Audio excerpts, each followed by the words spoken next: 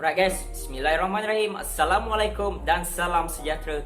Bertemu lagi kita dalam Bycam Studio, informasi bola sepak terbaik untuk anda. Alright, so untuk video kali ini aku nak bercerita lebih lanjut tentang pemain-pemain Malaysia yang sedang bermain di luar negara.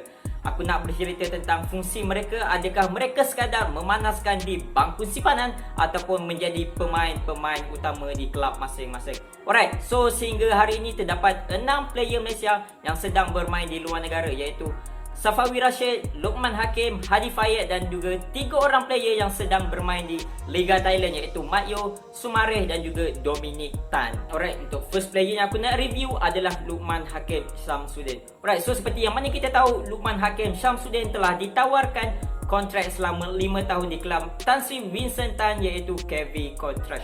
Alright, so mungkinlah ada segelintir yang mengatakan Luqman Hakim ni masuk as kabel, tapi bagi aku tak perlulah ada perkataan kabel ke apa, sebab kalau kita tengok performan beliau, komitmen beliau, kesungguhan beliau sememangnya layak untuk bermain di luar negara. Alright, so sehingga hari ini Luqman Hakim telah menjaringkan 3 gol, iaitu 2 gol dalam perlawanan persahabatan untuk pasukan senior dan juga pasukan under 21 dan juga 1 gol dalam perlawanan official ketika beliau mewakili pasukan bawah 21 KV Kontras. Alright, so melihat perkembangan ini, bagi aku perkembangan Luqman ni cukup memukau, cukup padu. Yalah, anda berpeluang menjadikan gol untuk pasukan senior and then perform lagi dalam pasukan 21. So aku ucapkan berbanyak-banyak terima kasih kepada NFDP dan juga coach Lim Tiong King yang berjaya jumpa player yang sehandal Luqman ini. Alright, untuk expectation aku, bila Luqman bakal menembusi squad utama maybe dalam masa 2 hingga 3 bulan lagi lah. Yelah, sebab apa?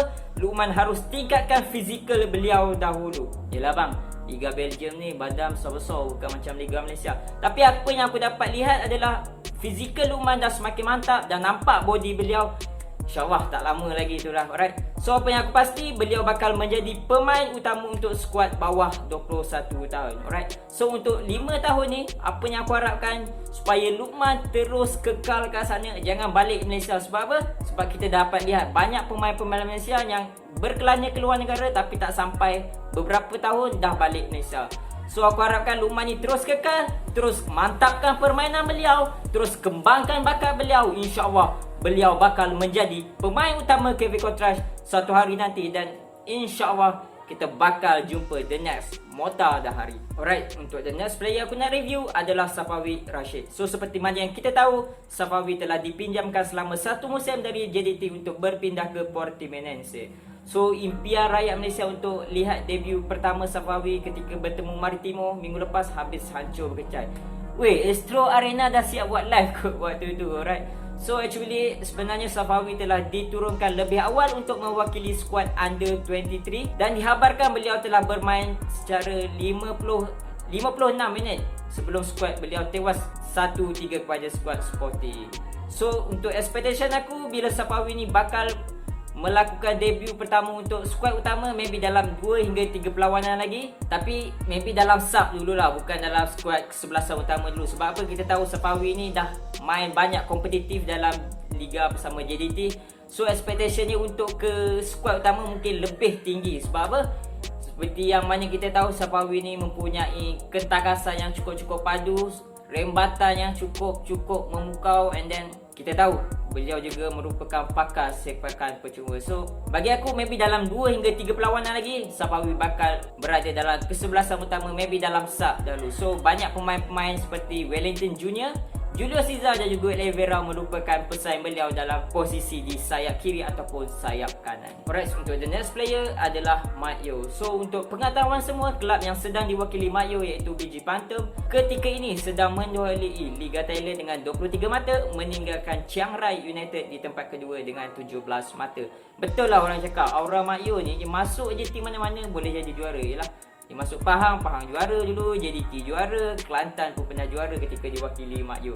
So prestasi Mat Yeo ketika ini, beliau telah bermain sebanyak 2 kali, iaitu 45 minit ketika bertemu Muang Thong United dan juga 75 minit ketika bertemu Prachuap. And then selebihnya beliau banyak menghabiskan di bangku simpanan. So untuk expectation aku, sebenarnya this is a good experience lah untuk Mat Yeo. Sebab apa? Beliau ni dah banyak main untuk kelab Malaysia seperti Pahang, Terengganu, Kelantan, Felda JDT. He is such a legend player lah. So beliau ni good experience untuk beliau bermain di luar negara sebelum beliau menampakkan karier beliau. So adakah beliau bakal kekal di Liga Thailand ataupun bakal balik ke Malaysia untuk next season? Sama-sama kita nantikan. Alright, untuk the next player adalah Dominic Tan. So Dominic Tan ni boleh dikatakan menjadi pemain utama jugalah dalam skuad Polistero dengan statistik menunjukkan beliau telah bermain sebanyak 6 kali, iaitu 2 kali dalam kesebelasan utama. And then kalau kita tengok rekod Polistero juga, mereka sekarang berada di kedudukan ke-8 Liga dengan hanya bolos 10. So tak adalah teruk sangat rekod tu, right? So aku yakin Dominic Tan ni boleh terus mencabar untuk menjadi pemain utama dalam centre back di Polistero. Dan juga ini adalah cukup bagus untuk skuad Malaysia. Sebab apa? Seperti mana yang kita tahu, kita tak ramai centre back sekarang, iaitu Syarul Saad dan juga Adil. So Dominic ni adalah pengganti yang seharusnya Tan Cheng Ho dapat lihat untuk menembusi skuad utama Malaysia kelak. Untuk the next player adalah Sumare. So seperti mana yang kita tahu, Sumare sudah hampir 6 bulan tiada perlawanan kompetitif. Yelah, sebab beliau ni ada masalah sedikit dengan paha kan. So beliau ni terpaksa buat latihan sendiri waktu PKP dulu. So mungkin ini akan mengurangkan sedikit level fitness beliau. Tapi bagi aku, beliau ni tak ada masalah pun untuk merebut skuad kesebelasan utama Polistero. Yelah, kita tahu dengan kepantasan beliau, dengan skill beliau, dengan kegelecekan beliau yang cukup memukau. And then kita tahu dengan jika anda masih ingat jaringan beliau ketika menentang Thailand di Stadium Nasional Bukit Jalil ketika kelayakan Piala Dunia tu. So benda ni tak ada masalah untuk Sumare merebut kesebelasan utama. Yang menjadi persoalan, berapa lama beliau bakal duduk di Polistero, sebab ada yang mengatakan ini adalah tempat persinggahan saja. Sama-sama kita nantikan sampai habis season. Alright, untuk the last player adalah Hadi Fayad yang sedang bermain di Fagiano Okayama di J2 Liga Jepun. So sebenarnya aku tak banyak tentang info tentang Hadi Fayad selain beliau berjaya melakukan hat-trick ketika membelasah skuad under 18 Fagiano Okayama ketika perlawanan persahabatan tu. So then tak tahulah, beliau ni dirasa memang jarang diturunkan dalam skuad utama untuk Fagiano Okayama ni. Tapi apa yang aku harapkan, Hadi Fayad ni terus jangan berputus asa, teruskan konsisten beliau. Sebab apa? Hadi Fayad ni mempunyai fizikal yang cukup padu sebagai striker lah. Ala Giroud, tinggi pun dah tinggi, badan pun dah sedap, and then usia beliau pun muda. Aku harapkan beliau mampu untuk terus tingkatkan prestasi beliau supaya beliau boleh menjadi striker utama Malaysia kelak. Alright, itu sajalah daripada aku untuk hari ini. Apa yang aku harapkan supaya player-player Malaysia yang sedang bermain di luar negara ini akan terus tingkatkan kualiti permainan mereka untuk merebut di kesebelasan utama, dan banyak lagi player-player yang sedang bermain di Malaysia ni bakal ikut jejak langkah mereka. Dan tananglah aku untuk netizen Malaysia yang suka komen terutamanya di page KV Contract dan juga Portimonense, jagalah akhlak kita, alright? Nak support tak apa, nak bagi sokongan tak apa, tapi janganlah komen yang cukup merapu sampai coach kena pecat lah apalah, alright? Takut benda ni bila Luqman ataupun Sapawi yang baca, takut akan memberi pressure pada mereka dan mereka juga yang akan berasa malu. Alright, so jaga tingkah laku kita, tunjukkan budaya orang Malaysia ni cukup baik. Alright, so itu sajalah daripada aku. Jangan lupa untuk tekan like, share, komen dan juga subscribe by Cam Studio. Semoga kita berjumpa lagi. Akulan, Assalamualaikum.